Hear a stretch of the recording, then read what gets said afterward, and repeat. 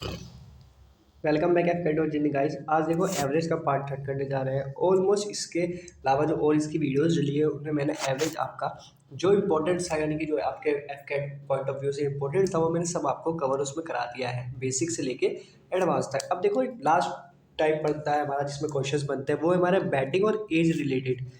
ठीक है, अभी समझते हैं कि बैटिंग और एज रिलेटेड हमारा है क्या।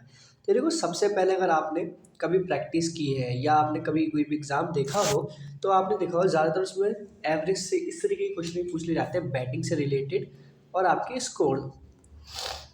इसका मतलब ये है कि मान लीजिए ऐसे लिखा होता है बहुत से क्वेश्चन में कि 10 इनिंग्स में मान के चलो कि हमारे कुछ एक्स रन्स हैं, तो 11 इनिंग में कितने रन और बनाए कि उसका एवरेज x+4 हो जाए, इस तरीके से। या फिर इस तरीके से लिखे होते हैं क्वेश्चन गाइस कि एक क्रिकेटर है, उसने इतने रन इतनी इनिंग्स में बनाए, तो नेक्स्ट इनिंग्स में वो कितने रन बनाए या इतने रन उसने बनाए हैं जिससे उसका एवरेज इंक्रीज हो गया है, तो हम वो कैसे फाइंड करें। इस तरीके से आपके स्क्राइब क्वेश्चन होते हैं। अब क्वेश्चन की हेल्प से हम समझते हैं कि ये पैटर्न या केस टाइप के इस क्वेश्चन को किस तरीके से सॉल्व करते हैं। देखो तो पहला क्वेश्चन आपका स्क्रीन पे ये रहा गाइस। ये क्वेश्चन क्या कहता है, क्रिकेटर है, वो सर्टेन एवरेज बन है उसका, कुछ भी हमें नहीं पता क्या है, 10 इनिंग्स में है। ठीक है, अब ये कह रहा है 11th इनिंग्स में ही scored 108 runs, thereby increasing his average by 6 runs. ठीक है, तो अगर आपको याद हो तो मैंने आपको पहली वीडियोस में एक मेथड समझाया था, जिसको मेथड को हम बोलते हैं कि देखिए जो चीज़ हम पे गिवन है पहले वो जितना इंक्रीज या जितना आगे बढ़ा है, यानी कि 11th इनिंग तक पहुंचा। भी देखो यहाँ इसके अकॉर्डिंग देखिए तो हमें 10th इनिंग में नहीं पता क्या था एवरेज, तो यहाँ लेट करो गाइज एक्स। अब क्या कहा है, 11th इनिंग में कुछ रन्स बने जिससे एवरेज 6 रन इंक्रीज हो गया है, तो हम कह सकते हैं यहाँ 6 ऐड कर दें। तो मैंने आपको बताया था कि अगर यहाँ इंक्रीमेंट है तो प्लस लिख दो, माइनस हो तो माइनस साइन के अकॉर्डिंग जितना इंक्रीमेंट है उतना। और उसके बाद नेक्स्ट चीज़ क्या बताई थी गाइज, आपको याद हो तो कि इसकी मल्टीप्लाई जो गैप आता है वह, और फर्स्ट वाले की जो गैप आता है यहाँ पे, इतना ही बताया था। तो अगर इसके अकॉर्डिंग देखोगे तो x+6 और उधर 10 की मल्टीप्लाई करोगे तो 60 हो जाएगा गाइज। और ये किसके इक्वल होगा, ये होगा हमारे जो रन्स का इंक्रीमेंट हुआ है।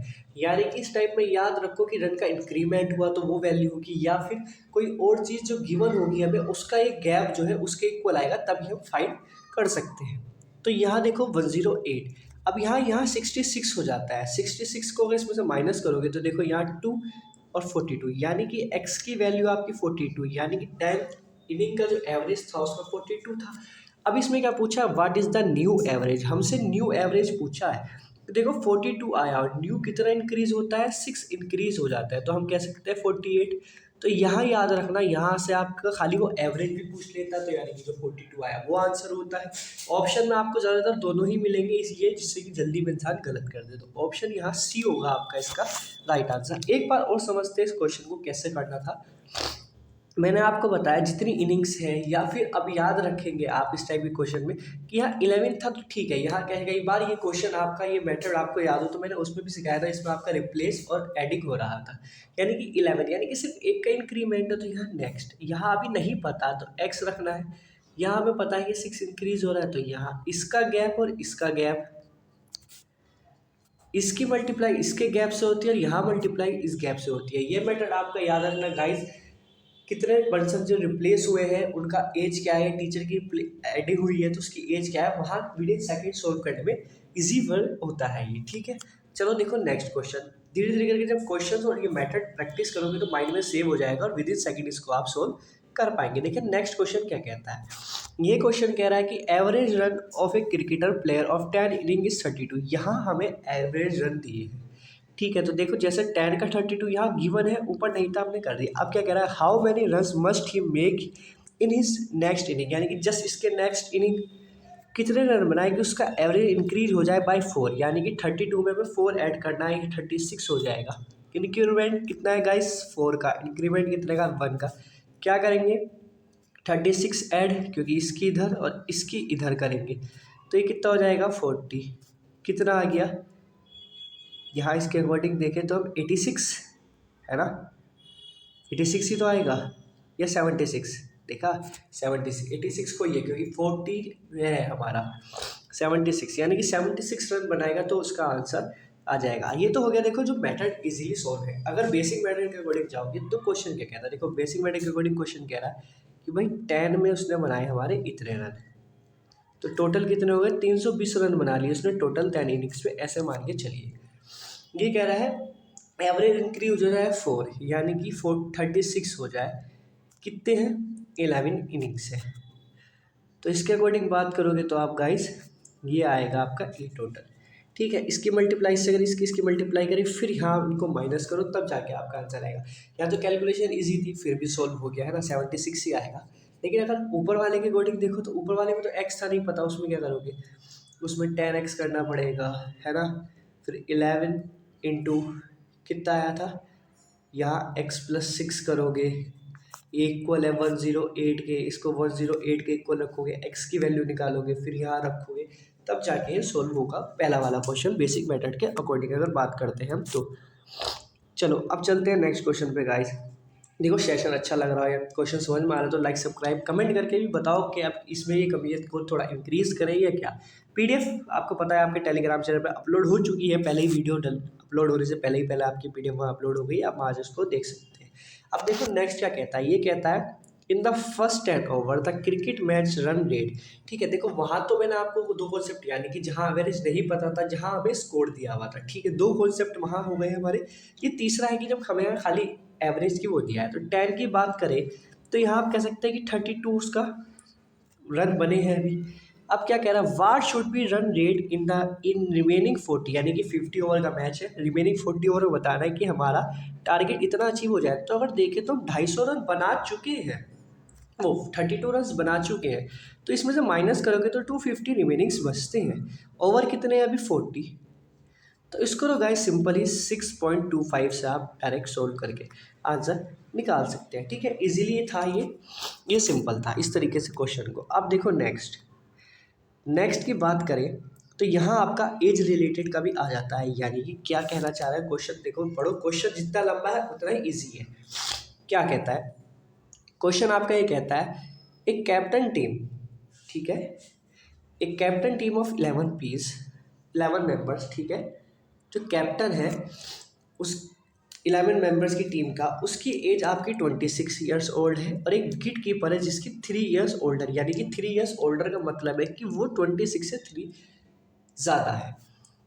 If the age of these are excluded, यानी कि निकाल दी जाती है, तो average age of remaining players, तो जो रिमेनिंग प्लेयर्स बचते हैं उनका एवरेज जो है 1 रन लेस हो जाता है average of the whole team.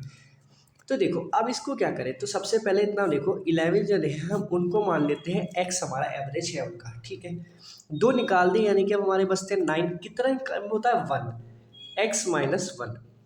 अब यहाँ साइन के अकॉर्डिंग गाइस, ठीक है, 2 का। अब देखो इसकी वैल्यू यहाँ, इसकी वैल्यू यहाँ, और जो इनका गैप आएगा वो क्या आएगा, वो आना चाहिए भाई 26, और 26 + 3 इन सब का सम उसके इक्वल आना चाहिए। तो मैं इसकी बात करूँ तो मैं यहाँ कह सकता हूँ 2x-2, और उधर मेरा -1 आया, ऊपर था मेरा 11, तो मैं कह सकता हूँ माइनस के 11 इक्वल टू कितना गैप है इनका, देखो 26, अब प्लस क्या करेंगे आप बताइए, 26 में 3 जोड़ोगे तो कितना आएगा 29 गाइस, यानी कि मैं कह सकता हूँ 55, ठीक है, कि मेरा यहाँ 55 आ जाता है। अब ये 13 है, तो 2x इक्वल टू मैं कह सकता हूँ भाई 13 माइनस होंगे तो 42, और x की वैल्यू आ जाती है आपकी गाइस यहाँ 21, ठीक है, 21, यानी कि मैं कह देता हूँ 11th प्लेयर का जो एवरेज था मेरा वो था 21, ठीक, क्या रहता है वो था मेरा 21। इन्होंने पूछा what is the average of team, average of team यानी कि क्या था 21, ठीक है। ऑप्शन में नहीं है, ऑप्शन डी हमारा ही हो जाएगा राइट आंसर। वही कॉन्सेप्ट जो मैंने आपको वहाँ समझाया, वही कॉन्सेप्ट बेसिक के थ्रू देखो, तो देखो भाई 11 का x है, मुझे नहीं पता क्या था, ठीक है। अब इसमें से माइनस करो, इनको माइनस करूँगा, ठीक है, 52 को, तब मेरा क्या आएगा, तब मेरा आ जाएगा 9 × x-1, ये इसके इक्वल आएगा, x की वैल्यू निकालूंगा तब जाके मेरा आंसर सोल्व यहाँ पे होगा, ठीक है ना गाइस, है ना गाइस। चलो अब देखो नेक्स्ट क्वेश्चन में मूव करते हैं। नेक्स्ट क्वेश्चन हमारा क्या कहता है, देखो ये थे आपके बैटिंग से रिलेटेड जिस टाइप के क्वेश्चन बन जाते हैं, इन 3-4 क्वेश्चन में मैंने आपको हर टाइप कवर करने की कोशिश की है। अब देखो यहाँ आता है हमारा एज रिलेटेड क्वेश्चन भी आपके एवरेज में आते हैं, क्योंकि भाई पैटर्न चेंज होता जा रहा है, तो थोड़े एडवांस लेवल के वो पूछने लगे, एडवांस लेवल के कह लो जो कभी आपके 90s के सीरीज में आते थे अच्छे क्वेश्चन वो रिपीट होने लगे हैं।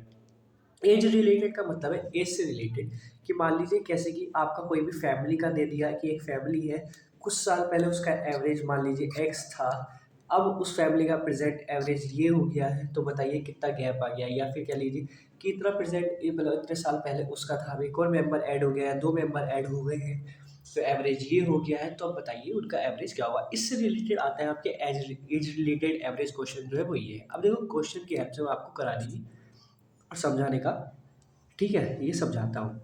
देखो पहला क्वेश्चन क्या आता है, पहला क्वेश्चन हमारा कहता है, ये कह रहा है कि the average age of husband and his wife, एक हस्बैंड एक उसकी वाइफ है, उनका एवरेज एज जो है वो 23 ईयर्स है at the time of their marriage, यानी कि जब उनकी शादी हुई थी तब उनका एवरेज 3 ईयर्स था। तो देखो इस टाइप के सिंपल याद रखना, जितने मेंबर्स दिए हैं 2 मेंबर है तो उनका एवरेज की बात करो तो कितना हो गया, आपके अकॉर्डिंग 46 हो जाएगा, ठीक है। भाई डबल कर देते हैं ना, सम निकालते हैं यहाँ पे, याद रखना हमेशा यहाँ सम रखते हैं, हम क्या रखते हैं, सम।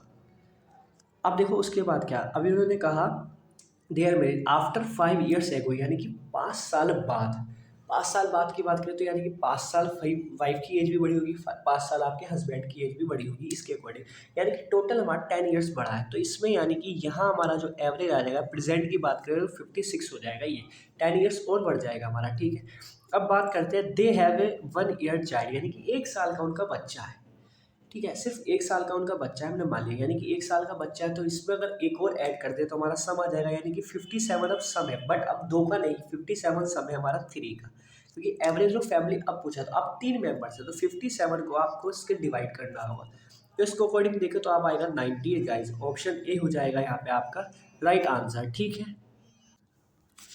ठीक है गाइज, तो ये क्वेश्चन होता है। अब देखो नेक्स्ट क्वेश्चन एक और समझते हैं इसी के हिसाब से।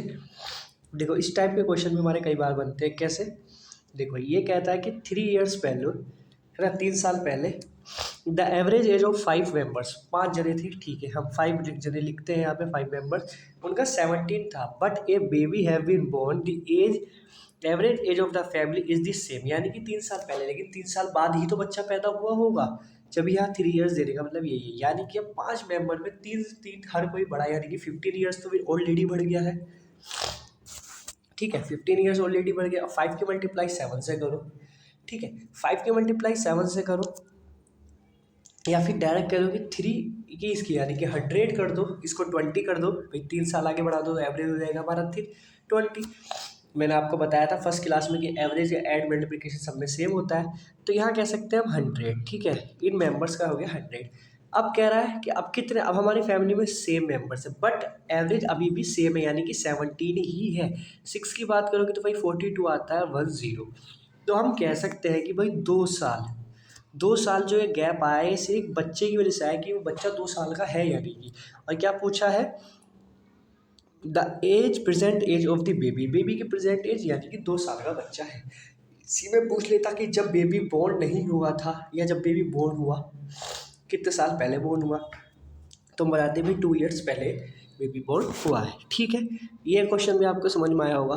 अब देखो नेक्स्ट क्वेश्चन पे चलते हैं, तो मैं समझता हूँ ये शायद आपका लास्ट क्वेश्चन होगा, हाँ ये इसका लास्ट क्वेश्चन है, और यहाँ पे आपका एवरेज कंप्लीट हो जाता है। अब आपको सिर्फ प्रैक्टिस करनी है, और इन 3-4 वीडियोस जो मैंने इसकी डाली है उनकी हेल्प से ही आप ऑलमोस्ट अपने सब क्वेश्चन सॉल्व कर पाएंगे। देखिए बाकी प्रैक्टिस से जब आप करेंगे तो आपको क्विक एंड इजीली जल्दी सॉल्व करने का उनको आंसर आने लगेंगे। अब देखो ये क्वेश्चन कहता है the average age of husband and wife and child, 3 जने हैं, ठीक है, 3 ईयर्स एगो, यानी कि 3 साल पहले, वास 27 ईयर्स, ठीक है, 27 यानी कि 3 ईयर्स एगो, हमने अभी इतनी बात समझी। अब क्या कह रहा है, नेक्स्ट ये कह रहा है wife and child 5 years ago, यानी कि 5 साल पहले, वास 20, ठीक है, इनका एवरेज था 5 साल पहले, और यहाँ बात करें यानी कि प्रेजेंट की बात करें हम, तो अगर हम इनकी प्रेजेंट एज देखें तो भाई 3 साल, यानी कि 27 में 3 जोड़े तो हम कह सकते हैं 90, यानी कि 33 मेंबर्स है, तो हम कह सकते हैं गाइज ये हो जाएगा हमारा 90, ठीक है।